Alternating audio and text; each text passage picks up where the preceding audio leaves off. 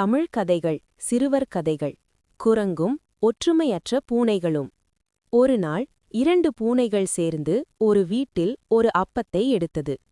அந்த அப்பத்தை இரண்டாக பிரிக்கும்போது ஒரு பூனை அப்பம் சரிசமமாக பிரிக்கப்பட வேண்டும் என்று மற்ற பூனையுடன் சண்டையிட ஆரம்பித்தது.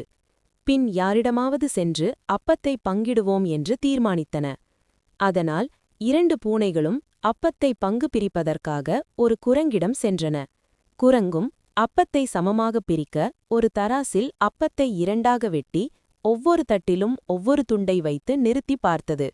தராசின் ஒரு தட்டு கீழே தாழ்ந்தது. அப்பொழுது குரங்கு அந்த தட்டிலிருந்த அப்பத்துண்டை எடுத்து ஒரு கடி கடித்துவிட்டு மீதியை தட்டில் போட்டது.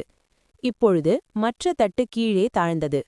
அந்த தட்டிலிருந்த அப்பத்தையும் குரங்கு எடுத்து கடித்துவிட்டு தட்டில் போட்டது. இப்படியே தட்டுகள் மாறி மாறி தாழ்ந்தன. குரங்கும் மாறி மாறி அப்பத்துண்டுகளை கடித்து சாப்பிட்டு கொண்டே இருந்தது. அப்பம் குறைவதை பார்த்த பூனைகள் தங்கள் தவறை உணர்ந்து, பங்கு பிரிக்க வேண்டாம், நாங்களே பார்த்துக் கொள்கிறோம் என்று மீதமுள்ள அப்பத்தை தரும்படி கேட்டன. ஆனால் குரங்கு மீதமுள்ள அப்பம் தான் இதுவரை செய்த வேலைக்கு கூலி என்று சொல்லிவிட்டு அதையும் வாயில் போட்டுக் கொண்டது. ஒற்றுமையற்ற பூனைகள் ஏமாந்து கவலையுடன் திரும்பிச் சென்றன. நீதி: விட்டுக் கொடுத்து வாழ்ந்தால் பல நஷ்டங்களை தவிர்க்கலாம்.